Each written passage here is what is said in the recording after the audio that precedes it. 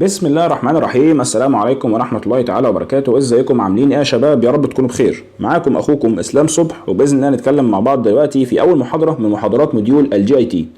الحمد لله دخلنا موديول جديد ومنطقة جديدة في جسمك، فمحتاج ان انا في البداية اعرفك احنا هندرس ايه. الجي اي تي او الجهاز الهضمي هو جهاز بيبدأ من بداية دخول الاكل لجسمك، اللي هو منين؟ اللي هو من بق سيادتك، اللي هو يعني الاورال كافيتي او الماوس، وبينتهي بمكان خروج الاكل من جسمك اللي هو فتحه الشرج او بنسميها الانس. الرحله بقى اللي جوه الجسم عباره عن ايه؟ والله يا باشا الاكل دخل من بق سيادتك من الاورال كافيتي، ثم راح بعدها الى الفرنكس اللي هو البلعوم، ثم نزل في ماسوره طويله جدا اسمها الاسوفيجاس او المريء لحد ما وصل فين؟ لحد ما وصل الى الاستومك او المعده. بعد المعده كمل في حاجه اسمها السمول انتستين اللي هي الامعاء الدقيقه اهي. السمول انتستين هنعرف لما نيجي ندرسها ان شاء الله ان هي عباره عن 3 اجزاء. خلاص مش هقول لك تفاصيلهم دلوقتي، لما نبقى ندرسها هنبقى يعني ايه نعمل فيه ما احنا عايزينه. بعد كده بعد السمول انتستين دي بخش على اللارج انتستين اللي هي القولون، والقولون دوت بينتهي في الاخر بالمستقيم اللي بينتهي بفتحه الشرج، وبكده الاكل يكون خرج من جسمك. فهي دي رحله الاكل جوه جسمك، ودي الاماكن اللي احنا هندرسها في الاناتومي. مش بس كده دي الاعضاء المكونه للجهاز الهضمي. في اعضاء تانية بتشارك في هضم الاكل وامتصاصه، زي ايه مثلا؟ زي الغدد اللعابيه اللي هم باروتيد جلاند والسبلينجوال والسبمانديبلي اللي هم الساليفري جلاندز. خلاص، وفي عندك برضو الليفر والجول بلادر، وفي عندك البنكرياس. يبان لك بصوره احسن في الصوره دي، البنكرياس بيكون موجود ورا الاستومكا تحتها سنه. خلاص، ده البنكرياس يا سيدي. ماشي الكلام؟ فاذا ده كله بالنسبه لي هو من مكونات مين؟ من مكونات الجي اي تي، وانا كده اديتك نبذه عنها. في محاضره النهارده انا هبدا باول مكان خالص الاكل بيخش منه، وهو الاورال كافيتي والبالات. البالات اللي هو عباره عن ايه؟ اللي هو سقف بقك. فيلا بينا نروح للمحاضره ونقول بسم الله. قبل اي حاجه هنسمي الله ونصلي على النبي ونقول بسم الله الرحمن الرحيم. محاضره النهارده زي ما قلت لك عباره عن جزئين. اول جزء انا هتكلم فيه على الاورال كافيتي اللي هو البق بتاع سيادتك، والبلد. البلد ده اللي هو سقف بقك، بمعنى اصح اخبط لسانك فوق هنا كده هتلاقي نفسك خبطت في حاجه ناشفه، ده البلد يا باشا. خلاص، فاول حاجه هنبدا بيها وهي الاورال كافيتي. فقبل اي حاجه زي ما قلنا هنسمي الله ونصلي على النبي ونقول بسم الله الرحمن الرحيم. طيب مبدئيا كده الاورال كافيتي او بق سيادتك عباره عن ايه؟ بق سيادتك ده عباره عن جزئين. خلاص، جزء بيكون موجود قدام السنان وجزء موجود ورا السنان. يعني لو جيت تبص فده الجزء الموجود اهو بالاخضر ده كله ورا السنان، ده كده بنسميه الماوث كافيتي بروبر. الماوث كافيتي بروبر ده اللي موجود ورا السنان. طب ما في جزء تاني موجود اهو بره السنان، موجود اهو بره السنان، صح؟ هقول لك ده جزء بنسميه الفيستيبيول. علشان اوريه لك بوضوح هقول لك تخيل انت دلوقتي عند دكتور السنان وركب لك الجهاز دوت وانت قافل سنانك بالمنظر ده. في الحاله دي المنطقه دي كلها كده بنسميها الفيستيبيول. طب معلش سؤال من غير ما اروح للداتا، انا هسالك وانت رد عليا، الفيستيبيول دي انت شايف فيها ايه اللي ظاهر لك؟ هقول لك خير اللهم اجعله خير، انا شايف اللي ظاهر لي ادي السنان. خلاص، وادي اللثه بتاعتها اللي بنسميها الجمز. جمز يعني لثه. خلاص، يبقى انا عندي التيس وعندي الجمز. حلو قوي حلو قوي. ايه تاني؟ هتقول لي ما انا مش شايف حاجه تاني، انا كل اللي شايفه الشفايف والخدود بس من جوه. هقول لك حلو، ده اللي انا عايزه، اللي هو ايه؟ اللبس اللي هو ابر ليب اللي هي شفايف، واللور ليب واللي تشيكس اهي، تشيكس اللي هي الخدود بس من جوه من الانر سيرفيس بتاعهم. ده كده بيمثل لي كله الفيستيبيول. يبقى لما اجي اقول لك الماوث كافيتي بتاعك عباره عن ايه، او الماوث بتاعك عباره عن ايه، تقول لي جزئين، جزء ورا السنان وجزء قدام السنان. خلاص، الجزء اللي موجود قدام السنان ده اللي بنسميه الفيستيبيول، اللي هو الجزء ده كده خلاص قدام السنان. الجزء ده شكله عامل ازاي؟ شكله يو شيبد. وبالمناسبه ده الجزء اللي انت لما تيجي تغسل سنانك غالبا بتمشي الفرشه فيه. ماشي الكلام كده؟ برضو ده مين؟ ده الفيستيبيول. طيب سريعا كده قول لي الفيستيبيول ده عباره عن ايه؟ طب ما انا لسه قايل لك، ما احنا لسه قايلين ايه؟ انا لسه قايل لك ان انت لو جيت تبص، يعني هو لو فرضنا الفيستيبيول اهو، خلاص نروح على الصوره كده احسن. الفيستيبيول اهي يا باشا انترنالي داخليا بالنسبه لها، ما انا لسه قايل لك عندك مين؟ عندك التيث وعندك الجمز. طب خارجيا عندك من قدام انتيريورلي عندك مين؟ الابر ليب واللور ليب. طب عندك لاترالي مين؟ عندك لاترالي الانر او الانر سيرفيس بتاع مين؟ بتاع التشيكس اللي هي الخدود. ماشي الكلام كده؟ ماشي الكلام. شكلها عامل ازاي؟ شكلها كيرفت كده، فهي شكلها يو شيبد. دي يا باشا الفيستيبيول. ماشي الكلام كده؟ ماشي الكلام. الفيستيبيول دي بتفتح على قدام منين؟ طب ما انت لسه قايل لي قدام في مين؟ اللبس اللي هي الشفايف. فاللبس دي فتحتها بقى الابر ليب واللور ليب فتحتهم اسمها ايه؟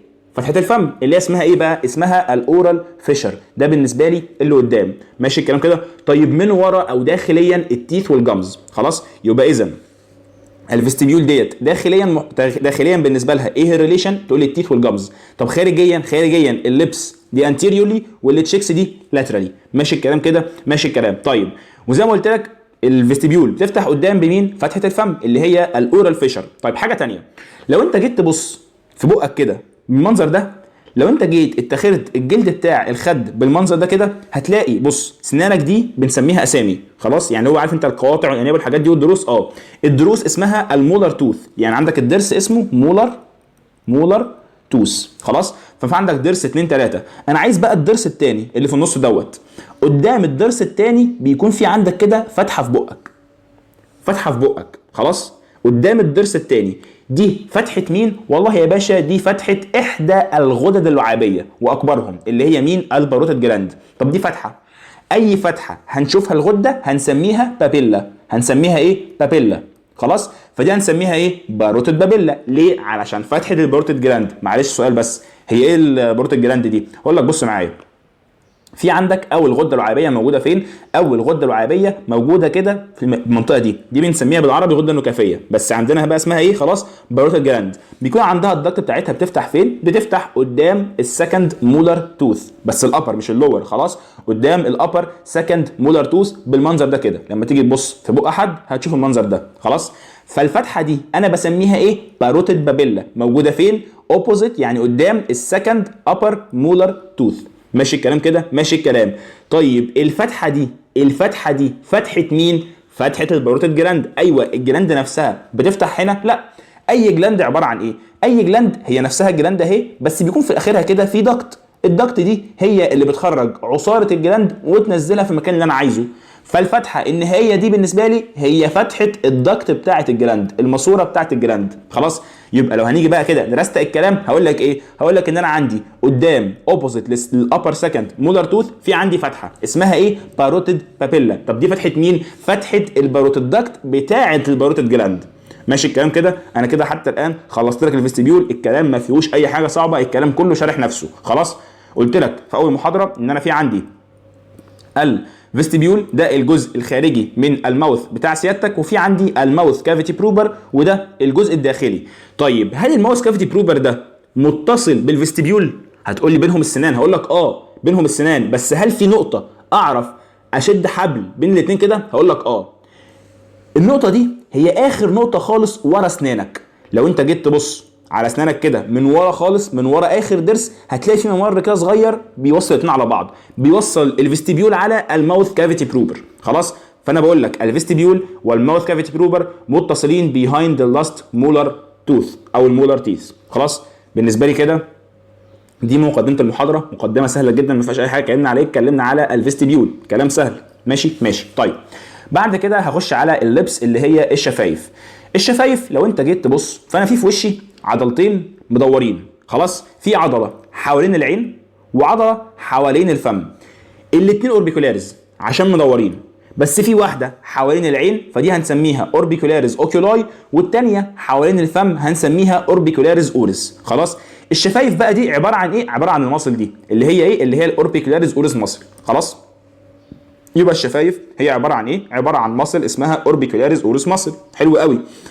متغطيه من بره بايه؟ انت شفتك من بره عباره عن ايه؟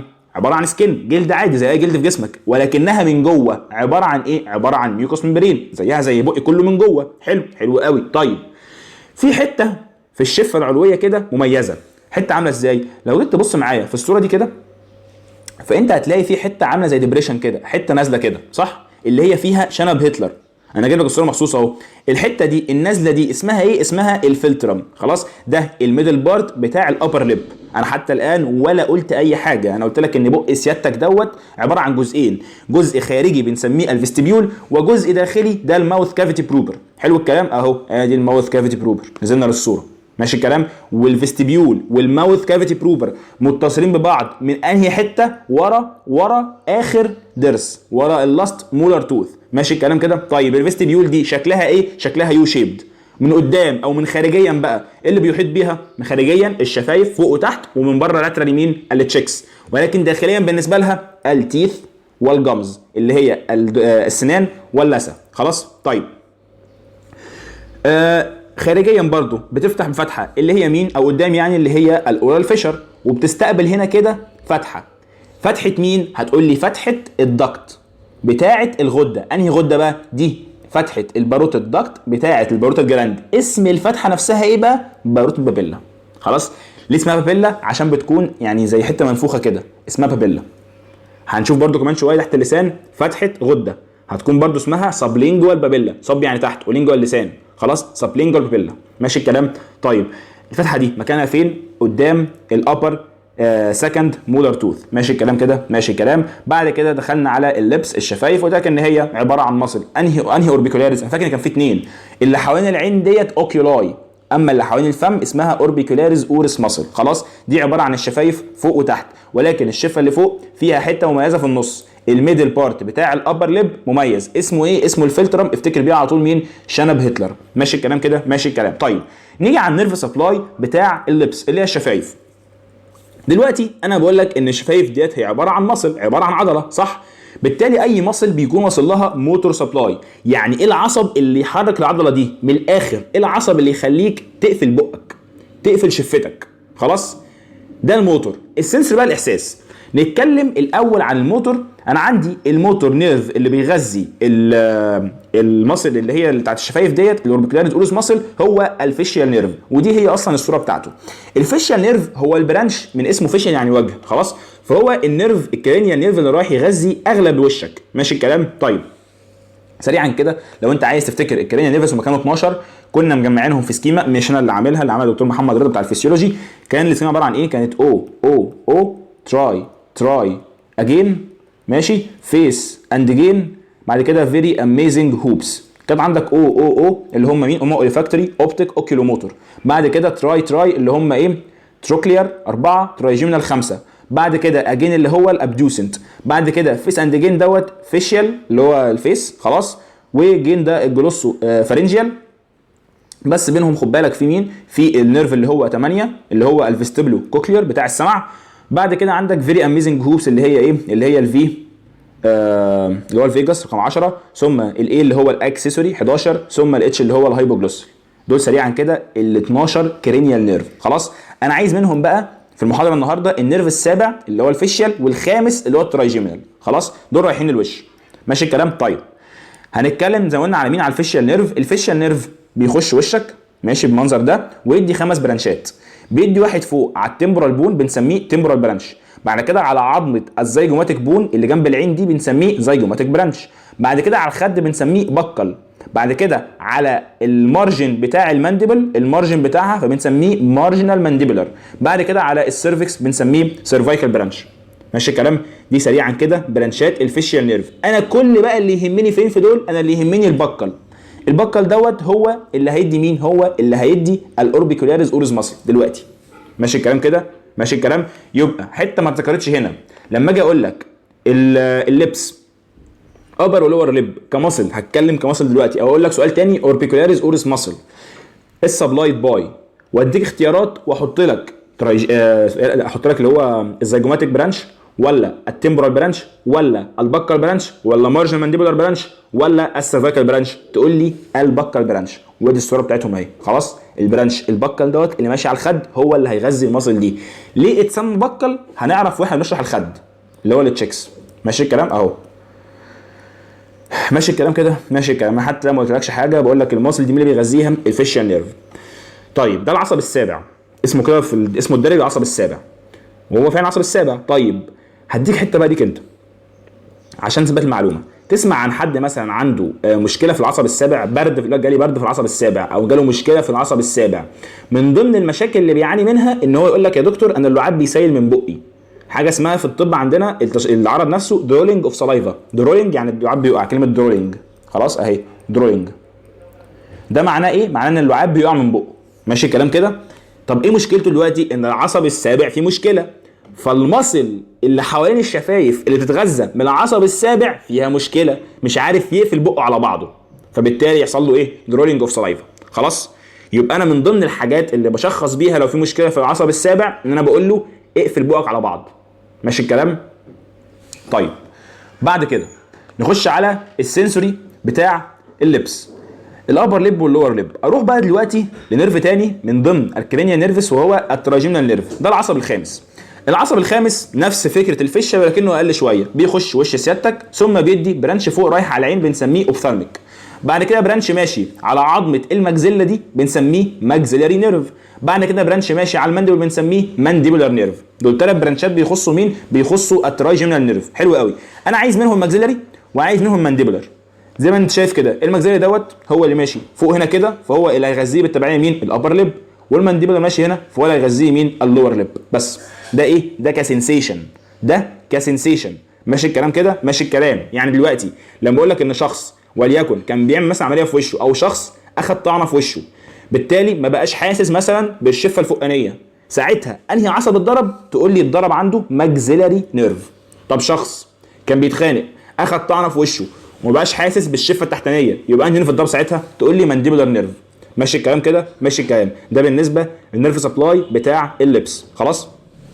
طيب نخش على الارتيريال سبلاي، برضو تقريبا نفس الاسامي. انا في عندي الفيشيال ارتري وفي عندي ماكسيلاري ارتري، ولكن في حته مهمه جدا عايز اوصلها لك. في برانشات الترايجيمينال، عشان دي بتلخبط ناس كتير، برانشات الترايجيمينال انا في عندي اوفسالميك، في عندي ماكسيلاري، في عندي مانديبولار. حلو، ده كلها نيرفات. طب بالنسبه للارتريز هتسمع كلمه ماكسيلاري ارتري، هتسمع لي كلمه فيشيال ارتري، بس مستحيل تسمع كلمه مانديبولار ارتري. مفيش حاجه في الطب اسمها مانديبولار ارتري، عشان هتجيلك في الاختيارات وهتغلطها زي المتهور. ماشي الكلام كده؟ مفيش حاجه في الطب اسمها مانديبولار ارتري، الله يستركم. ماشي الكلام؟ طيب نروح على ايه؟ البلاد سبلاي. دي صوره للوش. خلاص، زي ما انت شايف ده يا باشا هو الفيشال ارتري، بيمشي كده وبيروح جاي مديك سوبيريور ليبيال ارتري وانفيريور ليبيال ارتري. مبروك، غزينا الشفتين. هل بس؟ لا. بص بقى، لو جيت تبص لي على المعلم دوت اللي هو الماكسيلاري ارتري، لو انا خلعته كده وهبص عليه لوحده هبص على المنظر ده. ادي يا باشا صوره اهي للماكسيلاري ارتري مخلوع ببرانشاته. فاكر الاكسيلاري ارتري في موديول اللوكوموتور؟ هتقول لي ايه علاقته ده؟ هقول لك بس افتكرهولي ان احنا كنا قسمناه لفيرست بارت، سكند بارت، ثيرد بارت. نفس الكلام هنا بالظبط. الماكسيلاري متقسم لفيرست بارت وسكند بارت وثيرد بارت. انت مش عليك كل الليله دي.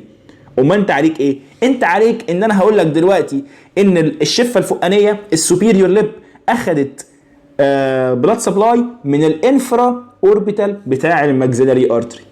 فانت تقول لي هو فين دوت؟ هقول لك دوت هو من ضمن برانشات الثيرد بارت بتاع الماكسيلاري بتاع الاكسترنال كاروتيد. ماشي الكلام كده؟ ماشي الكلام. نبص على الصوره اللي هي اللي على الفيس بجد. ثانيه واحده، اثبت معايا كده، اثبت معايا اهو. ادي الماكسيلاري ارتري. خلاص، ادي يا باشا الانفرا اوربيتال ارتري. لو انت جيت تبص عليه هات القلم بقى اهو، فهذا هو النيرف. سوري، الارتري. خلاص، الارتري دوت بيكمل هنا كده وينزل عندك هنا علشان يغذي لك هنا مين؟ يغذي لك هنا الابر ليب. ماشي الكلام كده؟ كارتيريال سبلاي، كارتيريال سبلاي. طيب اللور ليب هل بتاخد من الانفيريور ليبيال بس؟ احنا قلنا فوق دلوقتي اهو ان انا في عندي سوبيريور ليبيال وانفيريور ليبيال، دول جايين منين؟ من الفيشيال. الابر ليب اخذت منين تاني؟ من الانفرا اوربيتال، صح؟ اللور ليب بتاخد منين؟ هتاخد من برانش برضو. بص بقى نفس الكلام ده، هات الاول الصوره دي عشان نجيب لك منها عشان تكون شايف معايا. انت في عندك هنا من الفيرست بارت في الانفيريور الفيولار ارتري، هو دوت اللي نازل كده على طول. او اطلع بص بقى على صوره الفيس عندك كانوا فين يعني كاناتومي اهو. ده يا باشا انفيريور الفيولار، بيمشي هنا كده كده كده ويدي في الاخر منتال ده يعني الدقن. انت عندك الدقن هنا عظمه اسمها سيمفيسيس منتاي. خلاص، في اي كلمه منتال اعرف ان انا عند الدقن. ماشي الكلام؟ ففي عندي منتال برانش ده اللي بيغذي اللور ليب. طيب انا تعب نفسي وجايب لك وتعبك معايا وجايب لك الصوره دي ليه؟ انا جايبها علشان لو فكر وغدر وسال سؤال معين. بالمناسبه في الجي اي تي في الاناتومي في الغالب كل سنه بيغدر بسؤال مش من الداتا، فعلشان كده لازم تعمل حسابك انك يكون معاك المعلومه كامله. خلاص، اسال واسال براحتك قوي لحد ما تكون مغطي كل الجوانب وفاهم كويس جدا جدا. ماشي الكلام؟ طيب انا كل الكلام ده جايبه ليه؟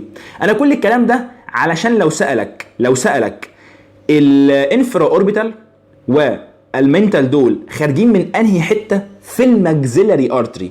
يعني انا عارف، انا كده عارف خلاص ان الابر ليب بتاخد من السوبيريور ليبيال واللور ليب من الانفيريور ليبيال، دول بتوع الفيشل لحد هنا تمام.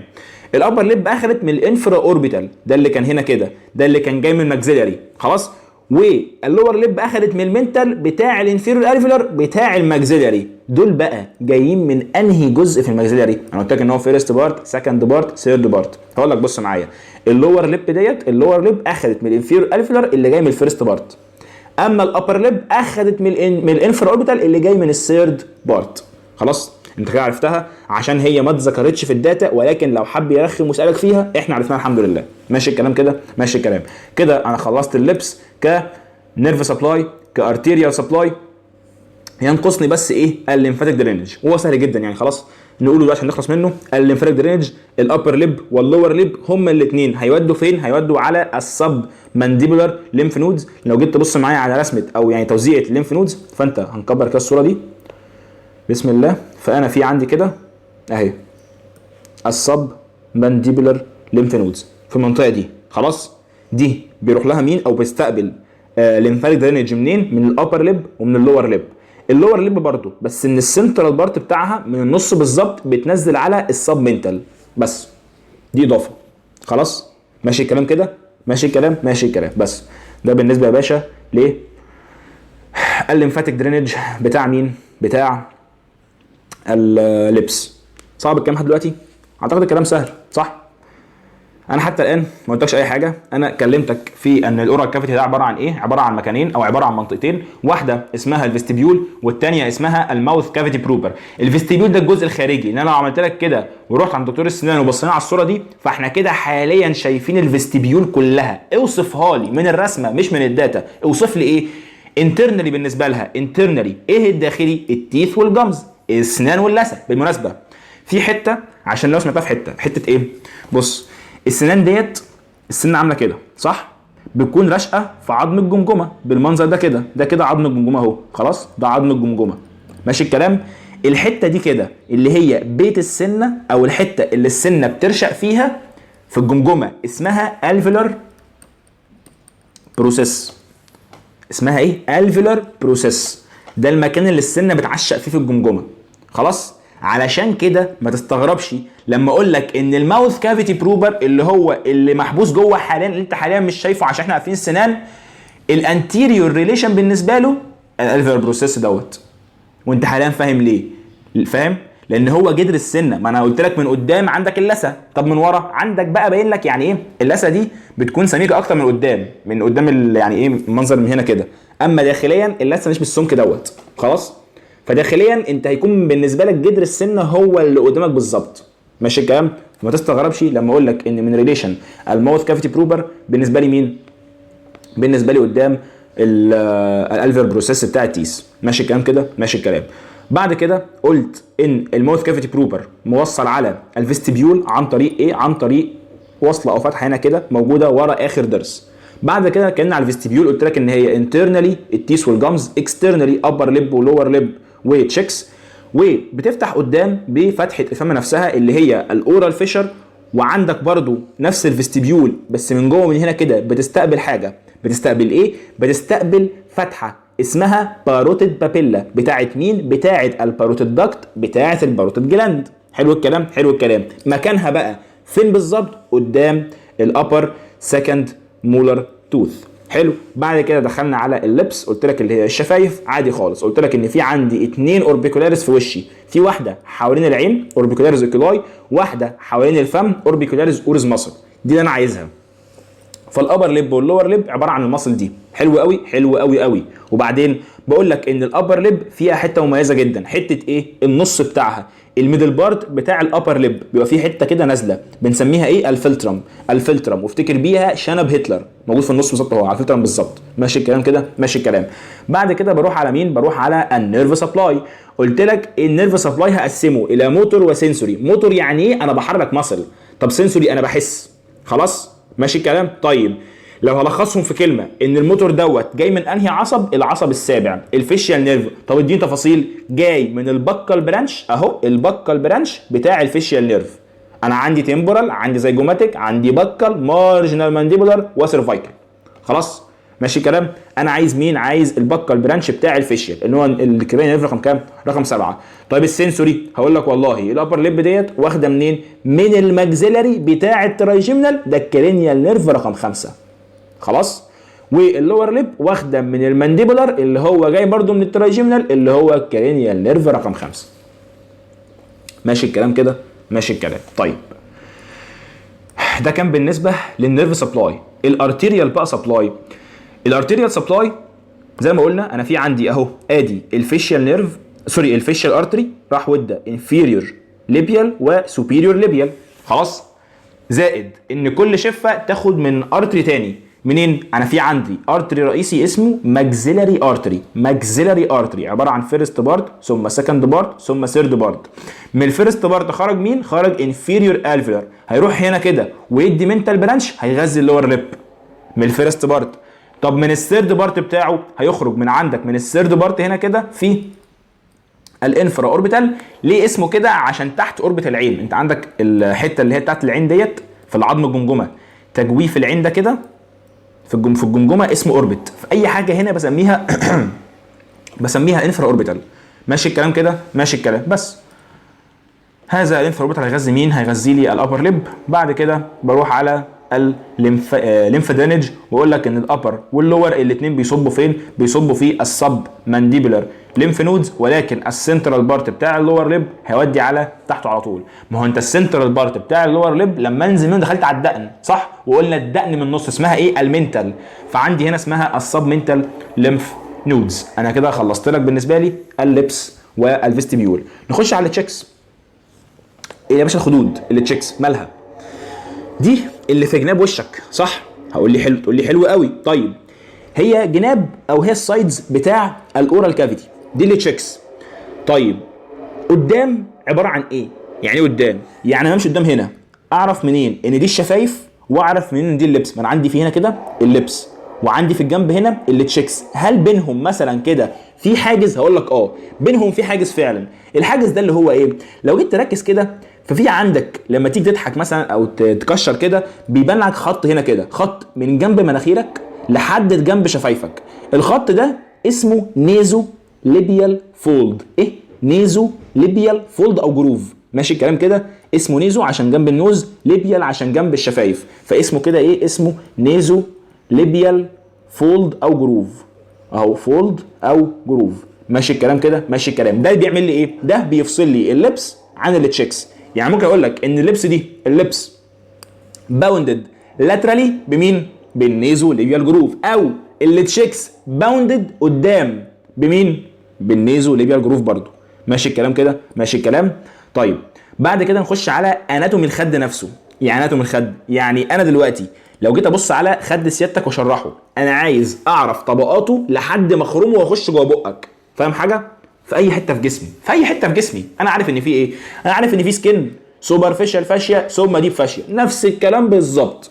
هاجي ابص على خدك هلاقي ان خد سيادتك عباره عن ايه؟ عباره عن اول حاجه بالنسبه لي سكين، تحت السكين سوبرفيشال فاشيا، وفي وشك هي هنا عباره عن ايه؟ عباره عن فات، دي السوبرفيشال فاشيا. طب بعد كده جيس وات؟ الديب فاشيا. طب بعد كده في ماسل، خلاص في ماسل. بعد المصل ميوكاس ممبرين، لو انت خرمته مبروك انت بقيت جوه البق. يعني شوف ده كده هو سمك الخد من هنا ومن بره انت على السكين، هنا كده مبروك دخلت ايه؟ جوه بقك. ماشي الكلام كده؟ ماشي الكلام. طيب تعالى نسمي الحاجات دي، نسميها، ما انت لسه قايل لي سكين، سوبرفيشال فاشيا، دي فاشيا، بس هنسميها حسب المكان بتاعهم. المصل دي اللي هنا اسمها باكسينيتور ماسل. اسمها ايه؟ باكسينيتور ماسل. بالتالي انا هنسب كل الحاجات دي ليها، بمعنى هسمي الفات دوت بكال باد اوف فات اهو، بكال باد اوف فات. باد دي يعني زي ما خده كده، فاهم؟ بكال باد اوف فات. وهسمي الديب فاشيا باكو فارنجيال فاشيا عشان بتكمل على الفارنكس. خلاص؟ يبقى عندي ادي سكين، تحته مش فات بقى، هقول بكال باد اوف فات هنسميه، تحته الديب فاشيا هنسميها ايه؟ باكو فارنجيال فاشيا، تحتها باكسينيتور ماسل، تحتها ميوكاس ممبرين. لو خرمته انت كده خرمت يعني ايه؟ سمك التشيكس او الخد كله. ماشي الكلام كده؟ ماشي الكلام. طيب عايزين نتكلم على النيرف سبلاي. انا لسه قايلين في ماسل، اذا في عندي ايه؟ في عندي موتور وفي عندي سنسوري. خلاص. طيب السكين يعني السنسيشن، لما اجي احس على خدي كده من بره، انا بحس بمين؟ انا بحس بالمانديبولار نيرف. المانديبولار نيرف بانهي برانش منه؟ بالبكال برانش. خلاص، البكال بتاع المانديبولار انا كده بحس بمين؟ بحس بخدي. والمانديبولار ده برانش اصلا منين؟ من الترايجيمينال. اوعى تنسى الله يسترك، المانديبولار ده اهو، المانديبولار دوت هو برانش من الترايجيمينال، النيرف الخامس كان بيديني اوفسالميك ماكسيلاري مانديبولار. المانديبولار دوت بيدي من برانشاته بكال. خلاص، ده اللي بيغذيني مين؟ بيغذيني الخد هنا كده. حلو، حلو قوي. طيب ده بالنسبه زي ما قلنا، ده بالنسبه للسنسيشن. طب بالنسبه للمصل، مين اللي هيغذيها؟ البكال برضو، بس بتاع الفيشيال. الله، يعني الفيشيال نيرف دوت العصب السابع دوت بيغذي مين لحد دلوقتي؟ بيغذي المصل اللي حوالين شفايفك وبيغذي مصل الخد. علشان كده وبكررها لك تاني، لو في شخص او مريض، بالمناسبه يا جماعه انا بقول لك دي اسئله كيسز او اسئله بطنه. ليه بقولها لك؟ عشان في الامتحان تقريبا بتاع 43 جالهم سؤال شبه ده. فانا عايزك من دلوقتي اتمرن على النوع ده من الاسئله، اللي هو ايه؟ اتخيل شكل السؤال في شكل كيس في الامتحان. واحد مثلا جاي لك عنده مشكله في العصب السابع، عنده فيشيال نيرف بولسي. يعني ايه بولسي؟ يعني مشكله في العصب السابع. فبالتالي اي مصل العصب ده بيغذيها فيها مشكله.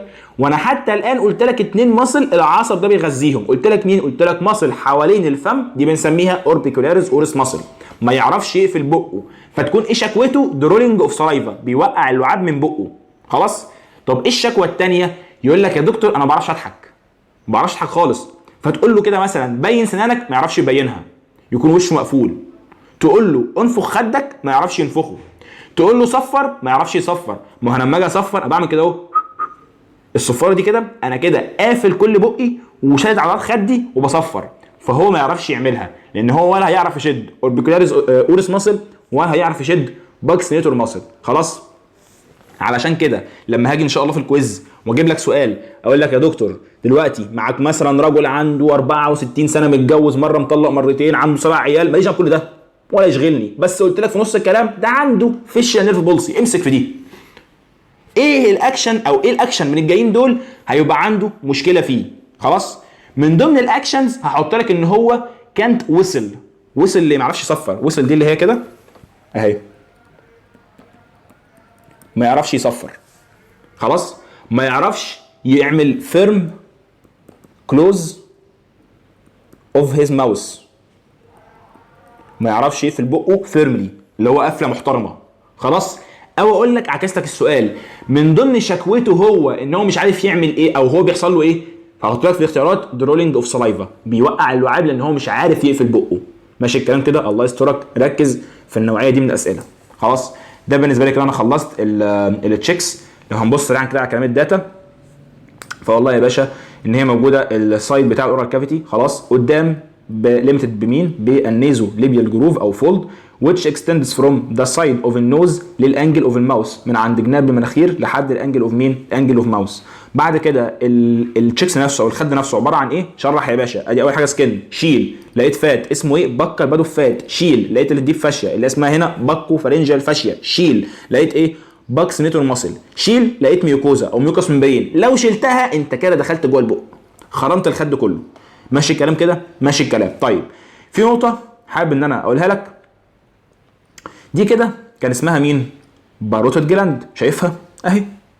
خلاص. عندها باروتد داكت اهي. وانا وانت لسه عارفين من شويه حاجه، ان باروتد داكت دي بتفتح فين؟ في الفيستيبيول عن طريق باروتد بابيلا. مكانها فين؟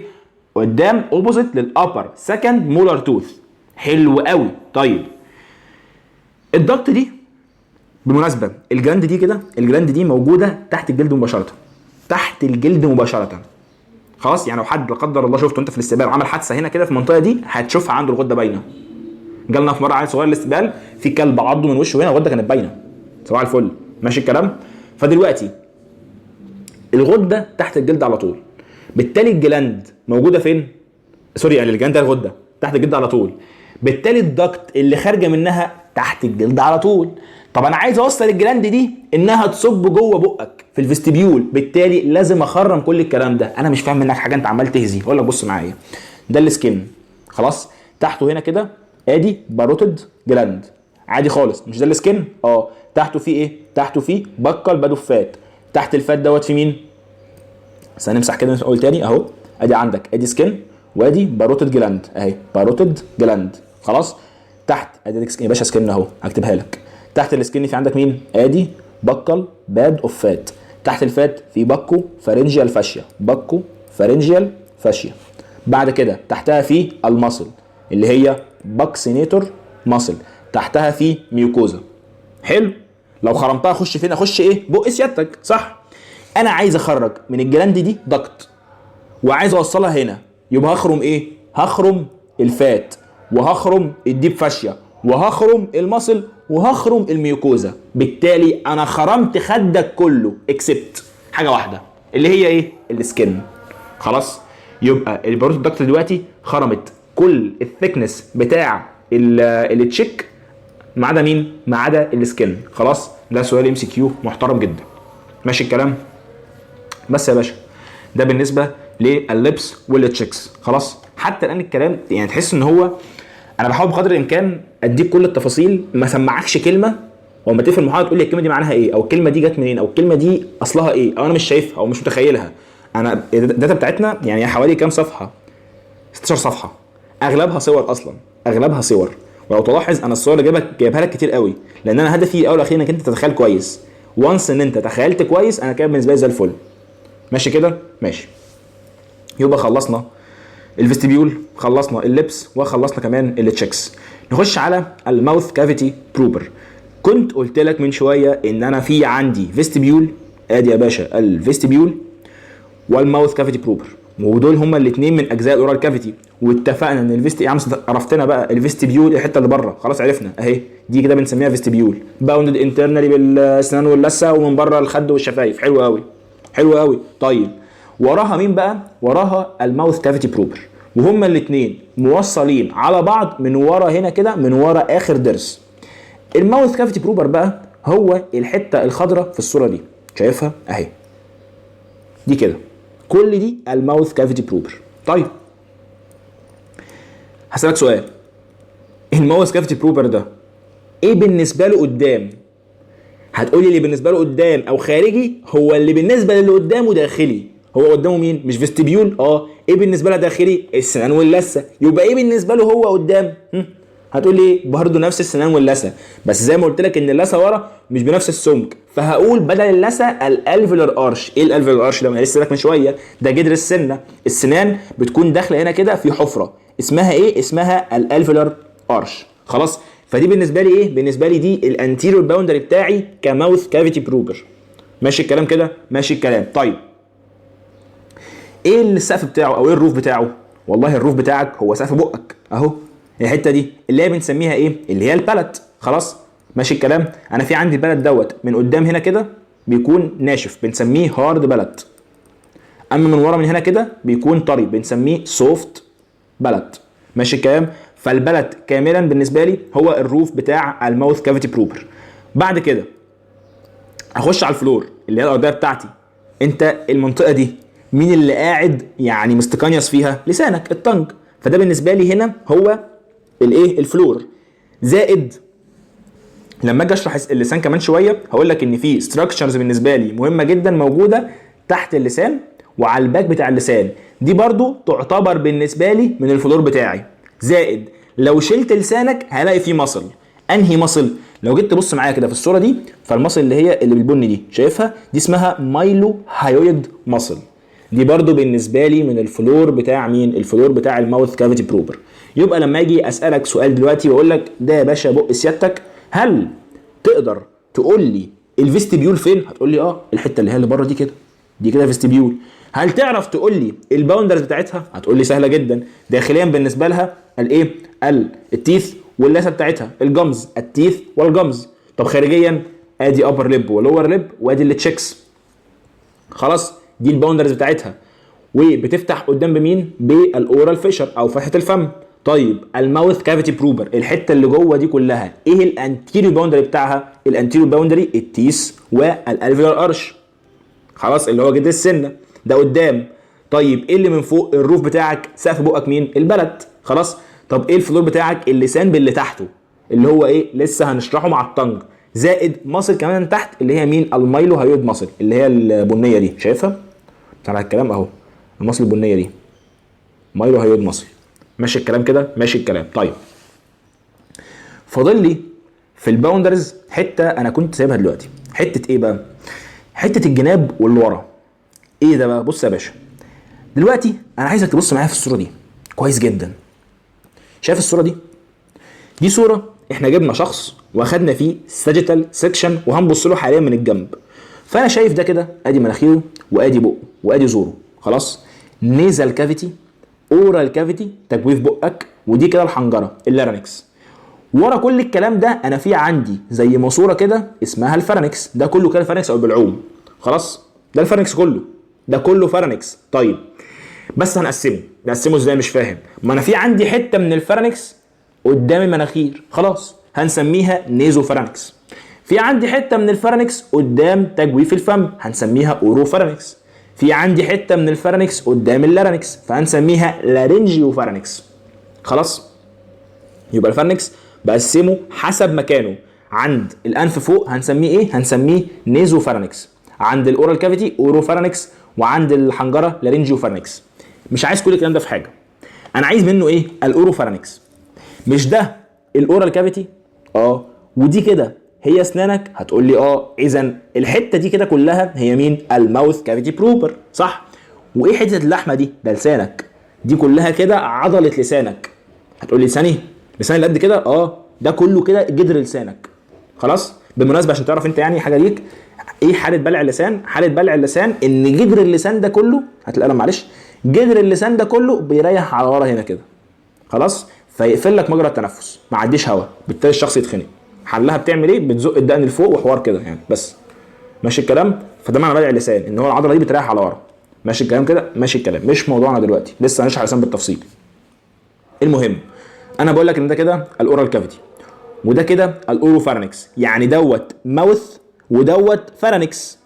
طيب انا ازاي اعرف انا هنا ولا هنا؟ يعني النقطه دي ايه؟ دي تبع الفارنكس ولا تبع الاورال كافيتي؟ هقول لك بص، ما بين الاورال كافيتي والاورو فارنكس في منطقه اسمها ايه؟ اسمها اورو فارنجيال اسمس. هنا كده اورو فارنجيال اسمس، هي منطقه وهميه مش بتشوفها، ولكن اعرفها من الجناب. يعني من الجناب، يعني لما ابص كده في الصوره دي اعرف احددها لك في الصوره دي. طب هي فين؟ هقول لك بص، الاوروفارينجيال اسمس دي من جنابها كده في 2 فولد او 2 قرش من جنابها. ادي واحد منهم وادي التاني اهم، شايف ده؟ ادي واحد وادي التاني. بالمناسبه اللي بينهم دي اللوز اللي انت عارفها، خلاص. ودي احدى اللوز اصلا. ماشي الكلام؟ انا حتى ما قلتش اي حاجه، انا ما قلتش اي حاجه خالص، وانسى اللي انا قلته كله. انا بقول لك بس ايه؟ انا بقول لك ان انا عشان افرق ما بين الاورال كافيتي والاورو فارنكس، بينهم في حاجه اسمها اورو فارنجيال اسمس، ده اللي وراه. حلو. الاسمس دي اعرف ان انا وصلت لها ازاي؟ لما الاقي نفسي عند المنطقه دي، اوصل جوه لحد هنا. ايه دول بقى؟ دول يا باشا عباره عن قرشات. مبدئيا اللسان باللاتيني اسمه جلوسو، يعني كلمه جلوسو او جلوسال دي لسان، خلاص. بالانجليزي لينجوال، بس باللاتيني جلوسو. فلما اقول لك ان في قرش موصل او حته فولد كده موصل ما بين البلت اللي فوق دوت واللسان، هنسميه ايه؟ بلاتو جلوسال قرش. طب نفس البلت اللي فوق بس نازل على الفارنكس، هنسميه بلاتو فارنجيال قرش، بس. فعند القرشين دول كده انت هنا كده عندهم، انت يا باشا عند الاوروفارينجيال اسمس، اللي انت لو عديتها بقيت في الاوروفارنكس، لو طلعت قدامها بقيت في الاورال كافيتي. علشان كده هجيلك دلوقتي واقول لك ايه؟ هقول لك ان الماوث كافيتي بروبر ده مين اللي وراه، فتقول لي الاوروفارينجيال اسمس والاوروفارنكس. والاسمس دي بعرفها منين؟ ان هي محاطه من الجنبين بالبلاتو جلوسال والبلاتو فارنجيال ارشز. فهمتها؟ اتمنى تكون فهمتها. خلاص سريعا كده هقولها تاني ما فهمتهاش. انا بقول لك ايه؟ ان الاسمس ديت هي الحته اللي بين الاوروفارنكس ده والاورال كافيتي. طيب انت مش شايف حاجه؟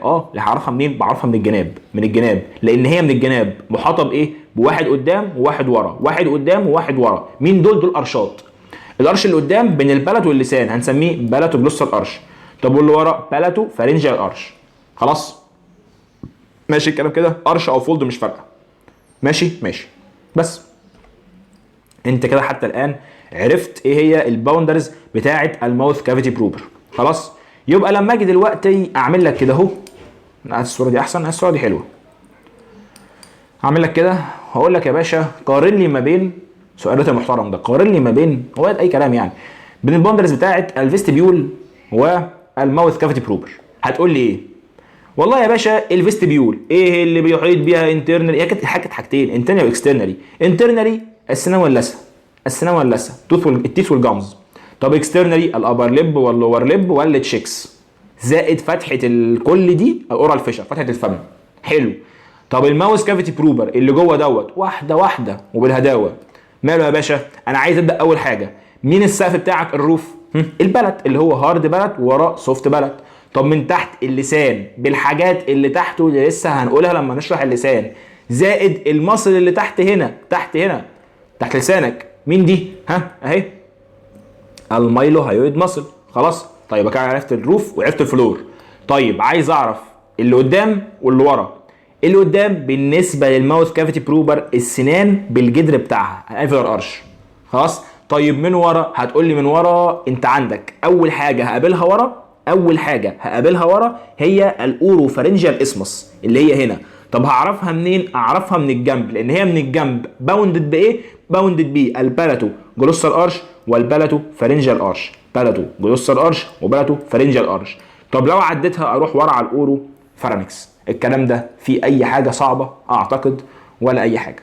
خلاص. طيب نخش بعد كده على التنج، وبالنسبه لي من هنا تقريبا يعني ايه، هنبدا يعني نعلى بالليفل سيكا. خلاص.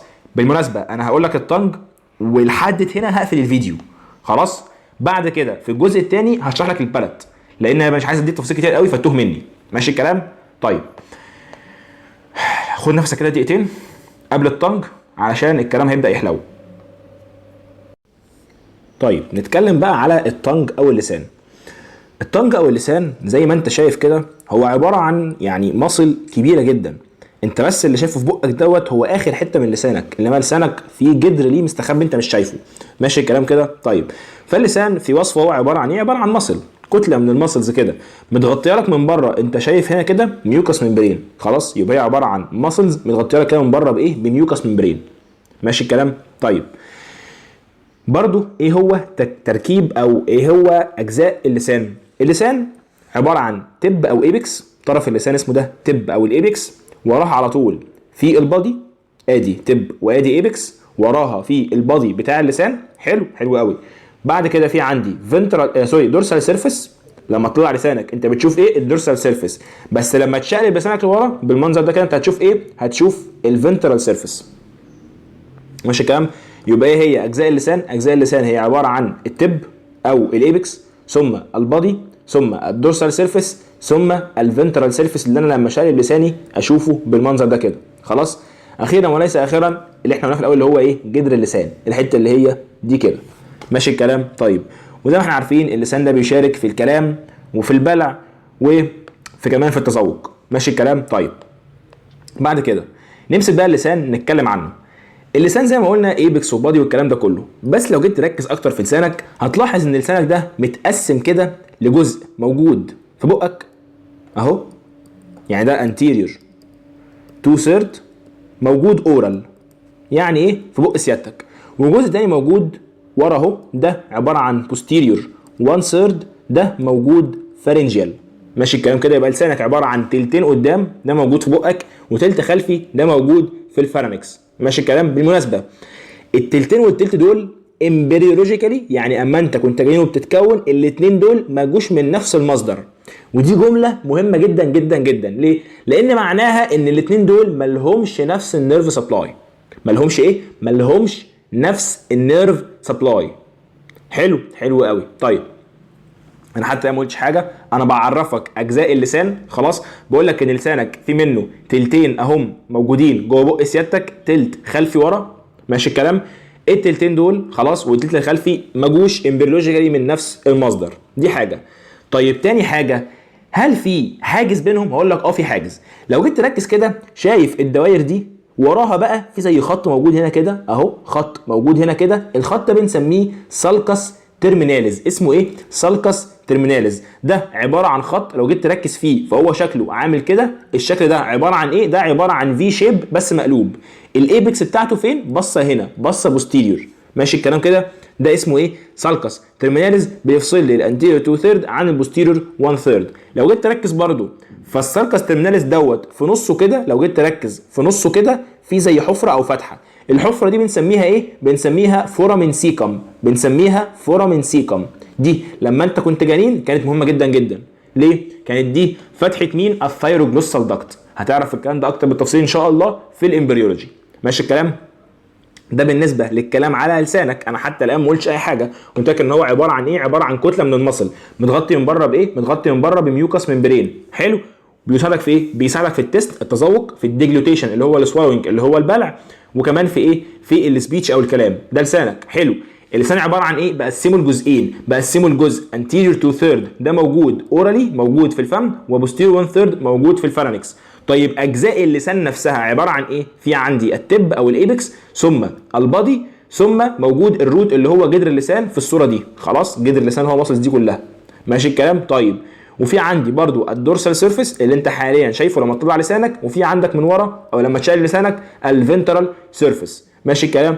طيب، مسكت الدورسال سيرفيس وكلمتك عنه ان زي ما قلت لك في جزء قدام في انتيريور 2 ثيرد دول اورالي، وفي بوستيريور 1 ثيرد ده في الفارنكس. وقلت لك ان هم امبريولوجيكالي مختلفين، فده معناه ان هم كنيرف سبلاي مختلفين. حلو، حلو قوي.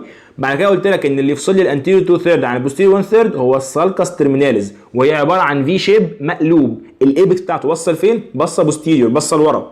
ماشي الكلام؟ طيب، وقلت لك ان هو من نصه هنا كده في فتحه اسمها ايه؟ اسمها الفورامين سيكم، ودي كانت فتحه الثايروجلوسال داكت. الكلام ده في اي حاجه صعبه ولا اي حاجه؟ طيب، نكمل في وصف اللسان، ولكن هشقلب بقى وابص على الفنترال سيرفيس دوت. الفنترال سيرفيس لو انت حاليا شقلت لسانك قدام المرايه وبصيت هتشوف المنظر ده. هتشوف ايه؟ اولا هتشوف في النص هنا كده في خط ماسك لسانك في ارضيه بقك. الخط ده اسمه ايه؟ اسمه لينجوال فرينيولم او فرينيولم اوف ذا تانج. اسمه ايه؟ لينجوال فرينيولم. ده عباره عن ايه؟ ده عباره عن ميد لاين فولد موصل السيرفيس دوت بالفلور بتاع الماوس. ماشي الكلام كده؟ موصل الفلور دوت السيرفيس دوت بالفلور بتاع الماوس. من الاخر يعني رابط لسانك في مكانه.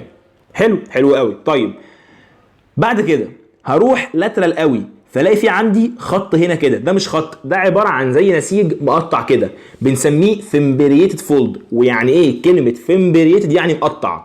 ماشي الكلام؟ انت حتى ممكن تلاقيه عندك في بقك دلوقتي موجود كده ايه؟ زي حته جلده كده، ممكن تحسها بايدك. بالمناسبه هي عندي موجوده بس مش هينفع طبعا اوريها لك. ماشي الكلام؟ فهي حته كده جلده هنا كده، مش جلده يعني حته يعني حته كده زي ما تكون جلده صغيره خالص كده، ميجوس ممبرين يعني ايه؟ موجوده كده زياده، تحسها زياده جلديه كده. خلاص، المهم يعني ان هنا في عندك ايه؟ فيمبريتد فولد، نسيج مقطع شويه كده. خلاص، في عندي زي ما قلت لك في النص اللينجوال فرينيولم، وفي عندي هنا الفيمبريتد فولد. ما بينهم بقى هنا كده في اهم حاجه بالنسبه لي، في عندي فين ونيرف وارتري. الارتري لينجوال ارتري، ولينجوال يعني لسان، والنيرف لينجوال فين وفين النيرف لينجوال نيرف، ونيرف ولينجوال يعني لسان. خلاص، اما الفين اسمه الديب لينجوال فين.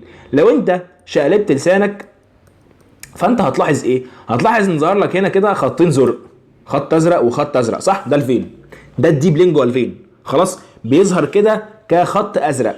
طيب، مكانه فين بالظبط؟ لو انا هشرح الفنترال سيرفيس بتاع لسانك هتقول لي مكانه ان هو موجود على الميديال بتاع الفيمبريتد فولد، او موجود على اللاترال بتاع اللينجوال فرينيولم.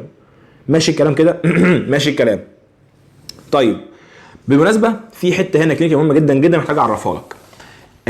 زي ما قلت لك اهو، في وريد تحت لسانك وباين جدا وواضح جدا اللي هو الديب لينجوال فين. هل ده مهم؟ مهم جدا.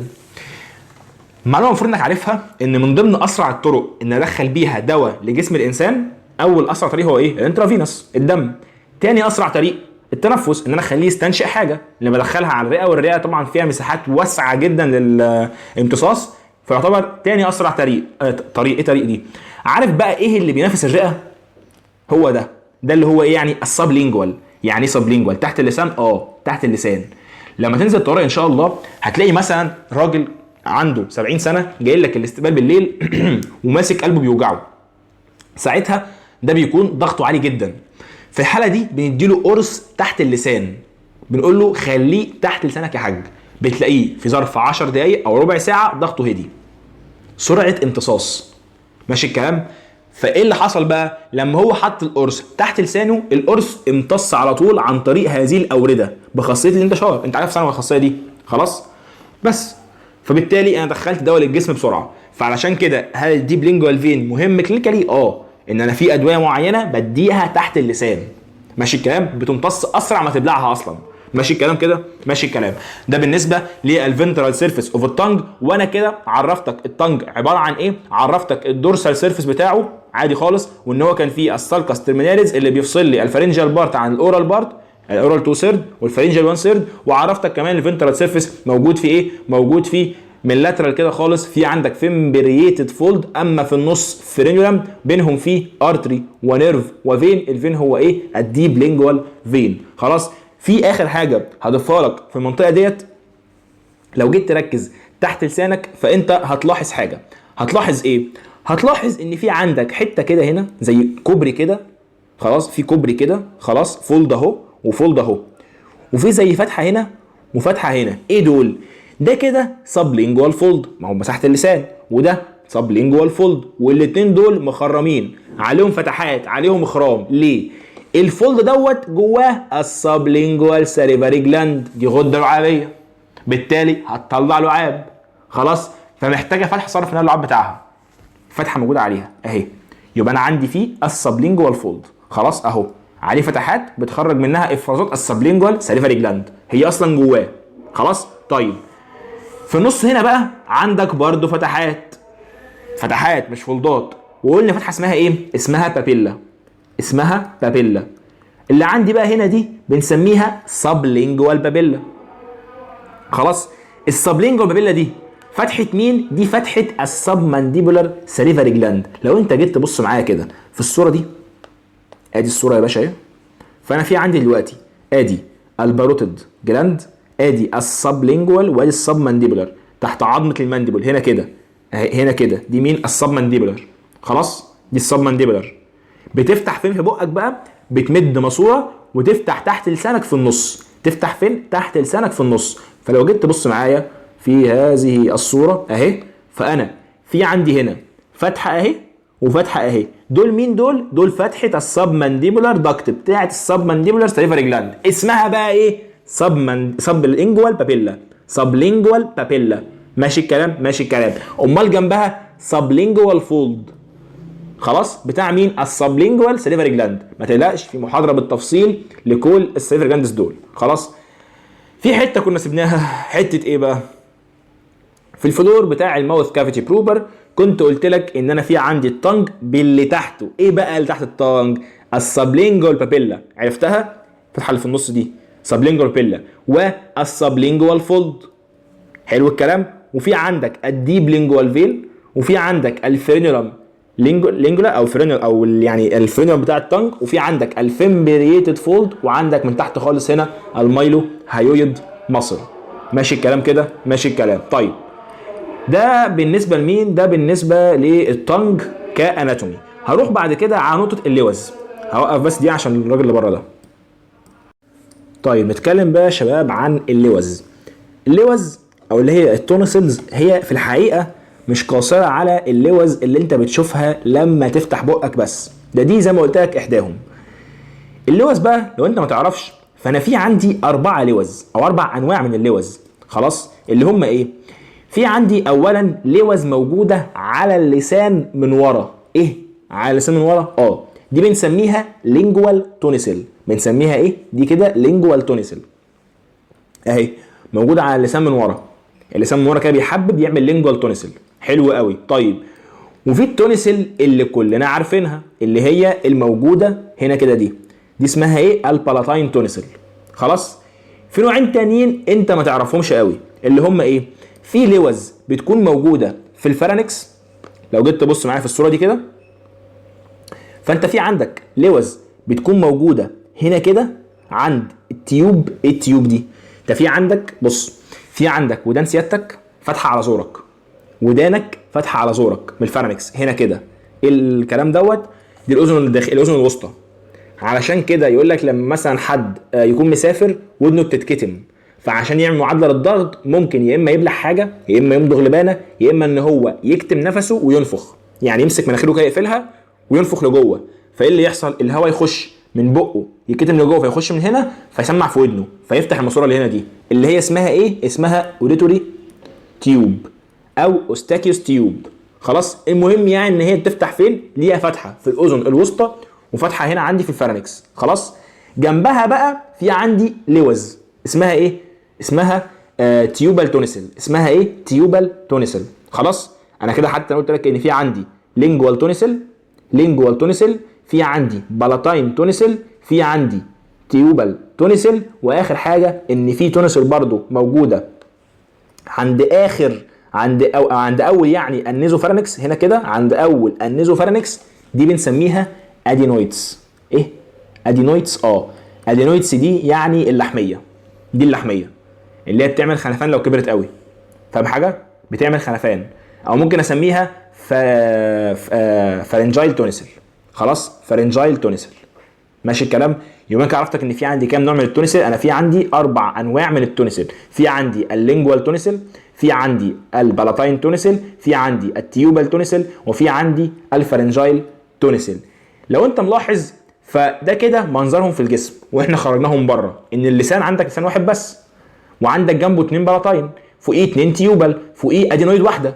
فالمنظر عامل لي زي حلقه او دايره. في عالم اكتشفها وسميناها على اسمه، سميناها ويلدرز رينج، سميناها ويلدرز او فيلدرز رينج. خلاص، يبقى انا لما اسالك ايه الفيلدرز او ويلدرز رينج دي، تقول لي ان هي دايره التونسلز مع بعضهم، اللي هم عباره عن ايه؟ عباره عن لينجوال تونسل، بالاتاين، 2 بالاتاين تونسل، 2 تيوبال تونسل، وواحده فارنجايل او ادينويد اللي هي اللحميه. ماشي الكلام كده؟